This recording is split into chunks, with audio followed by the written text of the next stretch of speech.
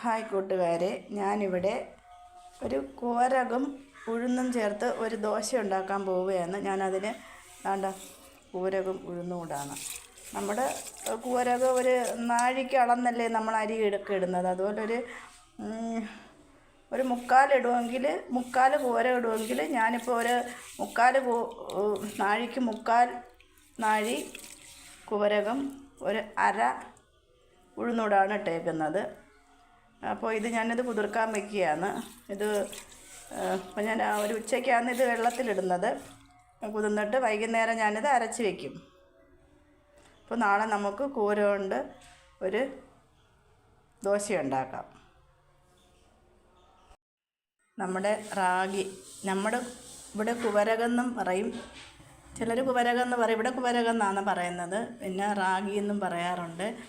അപ്പോൾ ഇത് കുതിർത്ത് ഞാൻ മിക്സിയിലിട്ട് അരയ്ക്കാൻ പോവുകയാണ്. ഞാനിവിടെ അരച്ച് വെച്ചിട്ടുണ്ട്. ഈ പരുവത്തിലാണ് നമ്മൾ അരച്ചെടുക്കേണ്ടുള്ളത്. അപ്പോൾ ഇത് നമ്മൾ രാത്രിയാണ് ഞാനിത് മിക്സിയിലിട്ട് അരച്ചത്.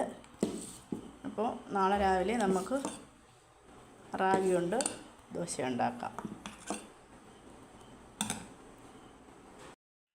മാവ് വേണ്ട, റാഗിയുടെ മാവ് ഇവിടെ റെഡി ആയിട്ടുണ്ട്. ഇന്ന് രാവിലെ ദോശ ചുടാൻ പോവുകയാണ്. ഉപ്പൊക്കെ ഞാൻ ചേർത്തിട്ടുണ്ട്. നമുക്കിത് ചുട്ടെടുക്കാം.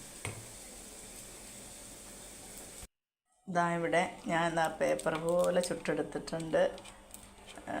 നല്ല ഭംഗിയുണ്ട് ഇത് കാണാൻ തന്നെ ദോശ. അപ്പോൾ നിങ്ങളും ഇതുപോലെ ഉണ്ടാക്കിയെടുക്കണം. ഇവിടെ ദോശ പേപ്പർ പോലെ ഞാൻ പരത്തിയെടുത്തേക്കാണ്. റാഗി ദോശയിലൂടെ ഞാനിവിടെ ഗ്രീൻ പീസ് കറിയാണ് വെച്ചേക്കുന്നത്. ഗ്രീൻ പീസ് കറി ആയിക്കൊണ്ടിരിക്കുന്നു. ഇവിടെ റാഗി ദോശയും ഗ്രീൻ പീസ് കറിയും റെഡി ആയിട്ടുണ്ട്. ഇന്ന് രാവിലെ റാഗി ദോശയാണ്. അപ്പോൾ നിങ്ങളെല്ലാവരും വെച്ച് നോക്കണം, കുട്ടികൾക്കൊക്കെ ഇഷ്ടപ്പെടും.